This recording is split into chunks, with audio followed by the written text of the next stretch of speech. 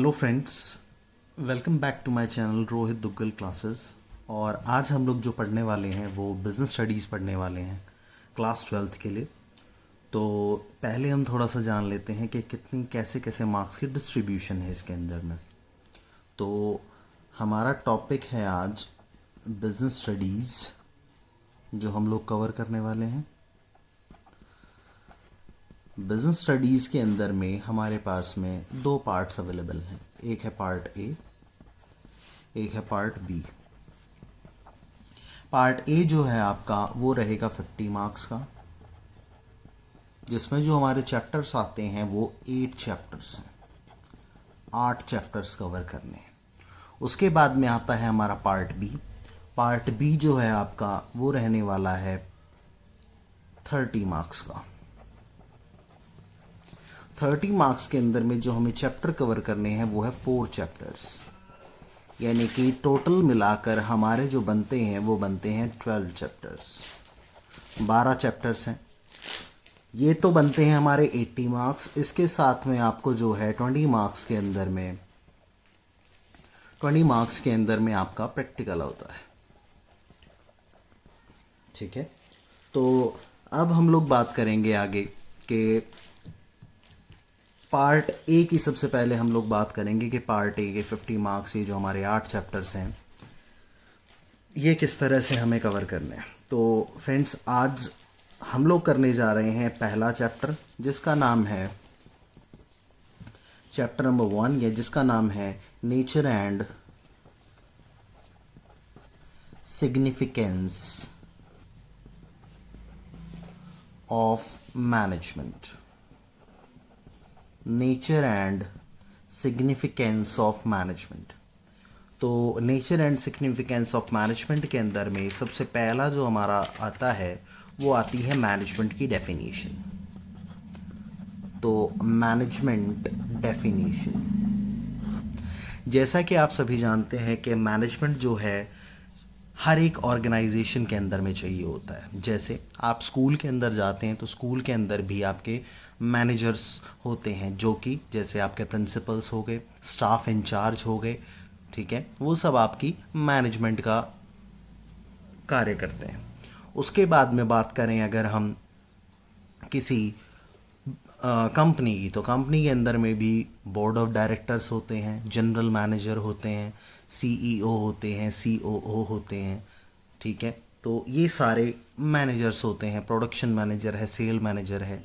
वैसे ही अगर हम बात करें किसी पॉलिटिकल ऑर्गेनाइजेशन की, तो उसके अंदर में भी आपके पास में मैनेजमेंट की जाती है। ठीक है, तो मैनेजमेंट बेसिकली हर एक ऑर्गेनाइजेशन में चाहिए होती है। तो मैनेजमेंट का बेसिकली कार्य क्या होता है?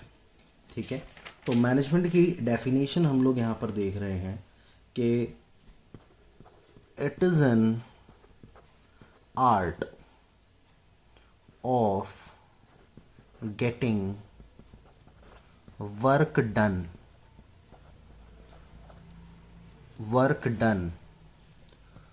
Through others. मैनेजर कभी खुद काम नहीं करता है, वो क्या करता है, औरों से काम करवाता है।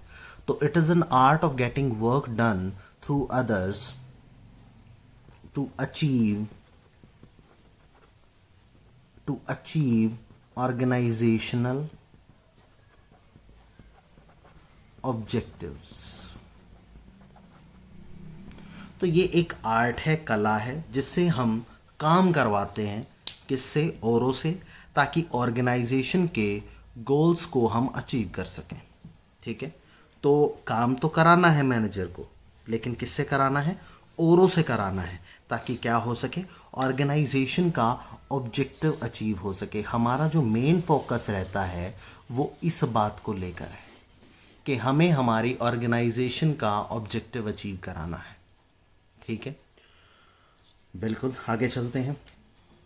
इसके बाद में आता है दो वर्ड्स हैं बेटा जो कि बहुत इंपॉर्टेंट हैं इसके अंदर में। वो कौन से हैं? दो वर्ड आते हैं, एक आता है इफेक्टिवनेस और एक वर्ड आता है बेटा एफिशिएंसी। इफेक्टिवनेस का मतलब होता है ऑन टाइम, समय पर कार्य को कंप्लीट कर लेना। ऑन टाइम, समय पर कार्य को कंप्लीट करना। ऑन टाइम जब हम वर्क कंप्लीट कर लेते हैं तो हम बोलते हैं जी ये बंदा इफ़ेक्टिव है, ये हमारा एम्प्लॉय इफ़ेक्टिव है। लेकिन जब हम बात करते हैं एफिशिएंसी की, एफिशिएंसी जो है वो बोला जाता है मिनिमम कॉस्ट को, कि जी कम से कम पैसे लगाकर जब हम अपने वर्क को कंप्लीट कर लेते हैं तो ये कहलाता है हमारा एफिशिएंसी। ठीक है, तो इफ़ेक्टिवनेस भी होनी चाहिए और एफिशिएंसी भी होनी चाहिए। तो इसके लिए हम एक एग्जांपल ले रहे हैं। तो हम लोग बात कर रहे थे एग्जांपल की, तो आप लोग देखें ज़रा। हम देखते हैं कि कोई बंदा इफ़ेक्टिव है या एफिशिएंट है। इस एक एग्जांपल से आप अच्छे से समझ पाएंगे कि इफ़ेक्टिव कौन होता है और एफिशिएंट कौन होता है। तो बात ये हुई कि 15 मिनट का टाइम था और मुझे अपनी क्लास स्टार्ट करनी थी, लेकिन मेरे पास में बिजनेस स्टडीज़ की उस समय किताब अवेलेबल नहीं थी, बुक अवेलेबल नहीं थी। तो मैंने 3 अलग अलग बच्चों को भेजा। एक बच्चा जो है वो गया बाइसिकल पे, ठीक है, बाइसिकल की शायद स्पेलिंग गलत हो, मुझे शायद साइकिल ही लिख देता हूँ मैं इसको। तो दूसरा जो बच्चा था वो गया बाय फुट, पैदल गया। और तीसरा जो बच्चा था वो गया बाय कार। बाइसिकल वाले बच्चे को, या जो साइकिल वाला बच्चा था, साइकिल वाले बच्चे को लगे 15 मिनट। 15 मिनट एग्जैक्टली वो आ गया मेरे पास में। जो पैदल गया था बच्चा, उसे 20 मिनट लगे मेरी किताब लाने में। और जो कार से बच्चा गया था वो 7 मिनट के अंदर आ गया, लेकिन उसने 50 रुपए का पेट्रोल खर्च कर दिया। तो अब बात की जाएगी कि कौन इफेक्टिव है और कौन एफिशिएंट है। ठीक है, साइकिल वाला बच्चा इफेक्टिव है। इफेक्टिव का मतलब हमने अभी बात की थी ऑन टाइम, समय पर। तो क्या ये 15 मिनट का समय था मेरी क्लास शुरू होने में, 15 मिनट के अंदर ये आ गया, तो ये बंदा इफेक्टिव है क्योंकि ये ऑन टाइम आ गया। लेकिन क्या ये एफिशिएंट है? एफिशिएंट मैंने बताया था जो कम से कम पैसे लगाएगा, मिनिमम कॉस्ट जिसमें आएगी। हाँ बिल्कुल, क्योंकि साइकिल में ना पेट्रोल लगता है ना कोई और खर्चा, तो ये एफिशिएंट भी है। इसके बाद बात की जाती है बाय फुट, जो पैदल गया। पैदल जो बच्चा गया वो 20 मिनट के अंदर किताब लेके आया। मेरी क्लास शुरू होने के अंदर में 15 ही मिनट थे और वो 20 मिनट के अंदर में किताब लेकर आ रहा है। तो क्या ये ऑन टाइम आया? नहीं आया। लेकिन क्या इसने मिनिमम कॉस्ट लगाई? क्या ये एफिशिएंट है? तो ये बात हमेशा याद रखना, पैसे तो खैर इसने नहीं लगाए क्योंकि ये भी पैदल गया है, लेकिन ये एफिशिएंट नहीं है। क्यों? क्योंकि जो कभी भी इफेक्टिव काम समय पर ही पूरा नहीं होता, वो कभी भी उसको मैं एफिशिएंट नहीं कहूँगा। ये कुछ इसी तरह से है जैसे किसी की शादी है आज शाम की, और कोई गुलाब जामुन अगले दिन बना के दे रहा है। उसने कहा जी मैंने बिल्कुल ध्यान रखा कि बिल्कुल भी जो है माल ख़राब ना हो, मैंने बिल्कुल आराम आराम से बनाए रसगुल्ले, लेकिन मैं जो जी मेरे पास टाइम ज़्यादा लग गया, मुझे कल मिल पाए। तो शादी के दिन ही अगर गुलाब जामुन ना मिल पाए तो आप सभी समझदार हैं, क्या आप उसे एफिशिएंट कहेंगे? नहीं, हम उसे एफिशिएंट नहीं करेंगे। यानी कि जो इफ़ेक्टिव नहीं होता, समय पर पूरा नहीं करता वो काम, वो कभी भी एफिशिएंट नहीं होता है। इसके बाद बात आ जाती है कि जो बच्चा कार से गया है, जो बच्चा कार से गया, क्या वो ऑन टाइम आया? हाँ जी बिल्कुल इफेक्टिव है, ऑन टाइम आया वो। लेकिन क्या वो एफिशिएंट है? नहीं, वो एफिशिएंट नहीं है क्योंकि उसने मिनिमम कॉस्ट नहीं लगाई, उसने 50 रुपए खर्च कर दिए। तो शायद आप इस एग्जांपल से समझ गए होंगे कि कौन इफेक्टिव होता है, कौन एफिशिएंट होता है। इफेक्टिव ऑन टाइम काम पूरा करना और एफिशिएंट मिनिमम कॉस्ट, काम तो पूरा करना है लेकिन मिनिमम कॉस्ट के साथ करना है। तो हमेशा याद रखना, किसी भी ऑर्गेनाइजेशन को अगर ग्रोथ करनी है तो उसे क्या होना पड़ता है? बोथ एफिशिएंट भी होना पड़ेगा और इफ़ेक्टिव भी होना पड़ेगा। दोनों ही ऑर्गेनाइजेशन के एम्प्लॉयज़ को बोथ इफ़ेक्टिव और एफिशिएंट दोनों ही होना पड़ेगा। इसके बाद में बात आती है कैरेक्टरिस्टिक्स की। बात आती है बेटा कैरेक्टरिस्टिक्स की। तो कैरेक्टरिस्टिक्स मैनेजमेंट का पहला कैरेक्टरिस्टिक्स है मैनेजमेंट।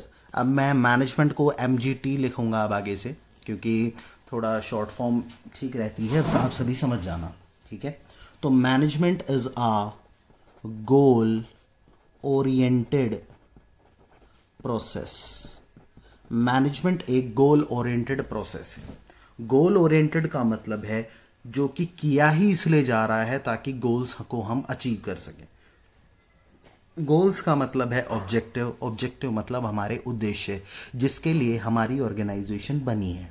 जैसे हमारी ऑर्गेनाइजेशन बनी है कि जी हम क्वालिटी प्रोडक्ट्स को सेल करते हैं अपने कस्टमर्स को, तो मैनेजमेंट की ही इसलिए जा रही है, नज़र इसलिए रखी जा रही है ताकि वो जो मैंने अपना उद्देश्य बनाया है उसे मैं क्या कर सकूं, अचीव कर सकूं। तो मैनेजमेंट एक गोल ओरिएंटेड प्रोसेस है। इसके बाद सेकंड आता है मैनेजमेंट इज परवेसिव। परवेसिव का मतलब होता है सर्वव्यापी। सर्वव्यापी का मतलब होता है present in all type of organisations.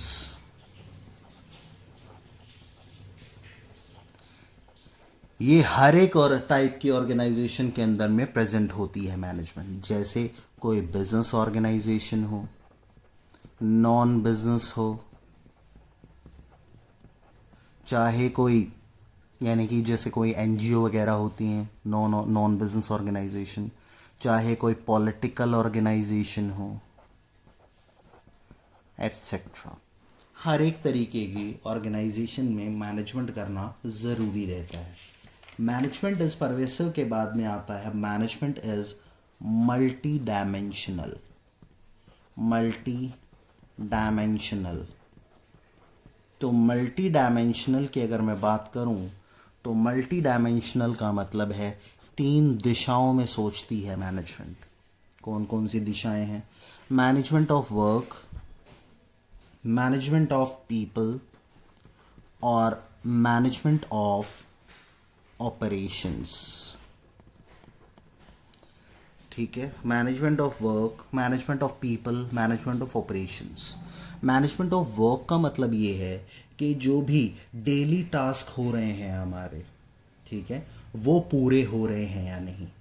ठीक है भाई, तो मैनेजर्स जो हैं वो ध्यान रखते हैं, मैनेजमेंट ध्यान रखती है कि वो जो टास्क है जिसके लिए हम काम कर रहे हैं, जो प्रोडक्शन हो गया, सेल हो गया, वो वर्क टाइमली पूरा हो रहा है या नहीं। ठीक है, टास्क जो हमें करने हैं वो पूरे हो रहे हैं या नहीं। उसके बाद में है मैनेजमेंट ऑफ पीपल। पीपल का मतलब बात है हमारे एम्प्लॉयज से रिलेटेड, कि हमारे जो एम्प्लॉयज हैं, ठीक है, उनकी नीड्स फुलफिल हो रही हैं या नहीं। एम्प्लॉय की कौन सी नीड्स हैं जिसका मैनेजमेंट ध्यान रखेगी? एक होती है बेटा उनकी इंडिविजुअल नीड्स और एक होती है उनकी ग्रुप की नीड। तो देखना, मैनेजर का यह काम है कि वो देखता है कि एम्प्लॉय की इंडिविजुअल नीड्स और ग्रुप की नीड्स दोनों ही साथ साथ फुलफिल हो रही हों। ठीक है, इसके बाद में हम लोग चल रहे हैं। अच्छा, वैसे बात की जाए इंडिविजुअल नीड्स, जैसे मैं चाहता हूं कि जी मेरे को जो है प्रमोशन मिले, मुझे अच्छी सैलरी मिले, तो वो मेरी इंडिविजुअल नीड्स हैं एम्प्लॉय की। और ग्रुप की नीड क्या है? मुझे जो है साफ़ सुथरा इन्वायरमेंट मिले, हेल्दी इन्वायरमेंट मिले ऑर्गेनाइजेशन के अंदर में जहाँ पर मैं काम करूँ। तो ये ग्रुप की, मेरी अकेले की नहीं है, सब की नीड्स हैं। तो मैनेजर्स का काम होता है कि वो इंडिविजुअल और ग्रुप दोनों की नीड्स को, जो कि एम्प्लॉयज़ की हैं हमारे, उन्हें पूरा करे। इसके बाद है management of operations. Management of operations का मतलब ये है डेली कुछ ना कुछ ऑपरेशन हो रहा है। जैसे जो हमारा प्रोडक्ट मैन्युफैक्चरिंग हो रही है, उसमें रॉ मटेरियल फिनिश गुड में कन्वर्ट किया जा रहा है, तो ये एक ऑपरेशन है। तो ये ऑपरेशन फुलफिल हो रहा है या नहीं, टाइमली पूरा हो रहा है नहीं, तो ये मल्टी डायमेंशनल है हमारी जो मैनेजमेंट है। ठीक है, कैसे कि वर्क पे भी ध्यान रखनी है, जो हमारे पूरी ऑर्गेनाइजेशन के गोल्स हैं वो पूरे हो रहे हैं या नहीं। उसके बाद में मैनेजमेंट उसमें अगली बार जो वो क्या सोच रही है, पीपल के बारे में सोच रही है कि उनके इंडिविजुअल ग्रुप की नीड्स पूरी हो रही है या नहीं। और फिर वो सोच रही है कि ऑपरेशंस जो है day to day raw material जैसे फिनिश गुड में कन्वर्ट हो रहा है तो वो सही तरीके से हो रहा है। जैसे फिनिश गुड बन गया है तो वो पैकिंग जो का काम है वो सही से हो रहा है या नहीं। या फिर जो हम सेल्स की प्रमोशन करते हैं, रोज़ जो हम सेल को प्रमोट करने के लिए जो भी कार्य करते हैं, डेली के जो ऑपरेशन है वो सही से हो रहे हैं या नहीं। तो इनमें वो मैनेजमेंट ध्यान रखती है। इसके बाद में नेक्स्ट सिंपल सा है कॉन्टीन्यूअस। तो मैनेजमेंट एक कॉन्टीन्यूअस प्रोसेस है। कॉन्टीन्यूअस कैसे? ऐसा तो नहीं है कि आज मैनेज कर लिया चीज़ों को अब आगे नहीं करना, आज कर लिया है अब आगे कुछ मैनेज करने की ज़रूरत नहीं है, एक ही बार करना है, नहीं। जब तक एक ऑर्गेनाइजेशन की एग्जिस्टेंस है, एग्जिस्टेंस का मतलब है जब तक एक ऑर्गेनाइजेशन है तब तक हमें मैनेज करना पड़ेगा चीज़ों को। इसके बाद में मैनेजमेंट एक ग्रुप एक्टिविटी है।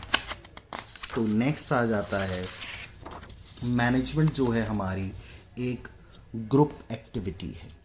बिल्कुल सही बात है, 5th पॉइंट है शायद ये। तो ग्रुप एक्टिविटी, आप सभी जानते हैं कि एक ऑर्गेनाइजेशन के अंदर में बस एक जो है मैनेजर या एम्प्लॉय बहुत अच्छा है तो क्या ऑर्गेनाइजेशन चल जाएगी? नहीं। मैनेजमेंट एक ग्रुप एक्टिविटी है। क्यों? क्योंकि जितने भी इंडिविजुअल्स हैं एक ऑर्गेनाइजेशन के, इंडिविजुअल्स हैं ऑर्गेनाइजेशन के, वो क्या करते हैं? अपने बेस्ट एफर्ट्स डालते हैं मिलकर, ठीक है, ताकि ऑर्गेनाइजेशन का गोल अचीव हो सके। समझे आप मेरी बात को? मैनेजमेंट एक ग्रुप एक्टिविटी है क्योंकि जो भी इंडिविजुअल्स हैं सारे अपने बेस्ट एफर्ट्स देते हैं ऑर्गेनाइजेशन के गोल को अचीव करने के लिए। ये जो मैं आपको शॉर्ट पॉइंट्स बता रहा हूँ आपकी किताब में यही सब लिखा होगा, ठीक है। तो इन पॉइंट्स का, या ये जो मैंने इंडिविजुअल जैसे बेस्ट एफर्ट्स लिखा, तो इन पॉइंट्स का आपके पास में होना ज़रूरी है ताकि आप जब भी आंसर लिखें तो आपके पास में ये वर्ड्स आप ज़रूर उसके अंदर में लिखें। इसके बाद में आता है मैनेजमेंट डायनामिक फंक्शन है। डायनामिक का मतलब क्या है? डायनामिक का मतलब है जिसमें निरंतर चेंजेस आते रहते हैं, ठीक है। क्यों आते हैं चेंजेस? आप सभी जानते हैं कि हर बार जब आप बिज़नेस कर रहे होते हो तो डेली नई नई चीज़ें आपको फेस करनी पड़ती हैं। जैसे जैसे मैं मोबाइल फ़ोन की बात करूं, आप सभी जानते हैं एक कैमरा वाला फ़ोन आया, फिर 2 कैमरा, ट्रिपल कैमरा, फिर क्वाड कोर कैमरा, ठीक है, क्वाड कैमरा जिसको बोलते हैं। तो क्वाड कैमरा बेसिकली आया। तो क्वाड कैमरा आने की वजह से जो भी ऑर्गेनाइजेशन है, जो भी कंपनियां जिन्होंने बनाया, बाकी सभी कंपनीज़ को उनके हिसाब से ही अपने प्रोडक्ट के अंदर भी चेंजेस करने पड़े। उन्हें भी वही प्रोडक्ट उसी तरह का क्वाड कैमरा बेसिकली अपने फ़ोन के अंदर में लाना पड़ा। तो बिजनेस इन्वायरमेंट जो है वो क्या है? डायनामिक है। बिजनेस इन्वायरमेंट कह सकते हो अभी फ़िलहाल के लिए, हालांकि एक नया चैप्टर है ये अलग से 3rd चैप्टर, लेकिन अभी फ़िलहाल के लिए आप समझ सकते हो कि मैं इसको बात कर रहा हूँ, कंपिटिटर्स की बात कर रहा हूँ मैं यहाँ पे, कि बिजनेस एनवायरनमेंट जो है क्या हो रहा है? चेंज होता रहता है।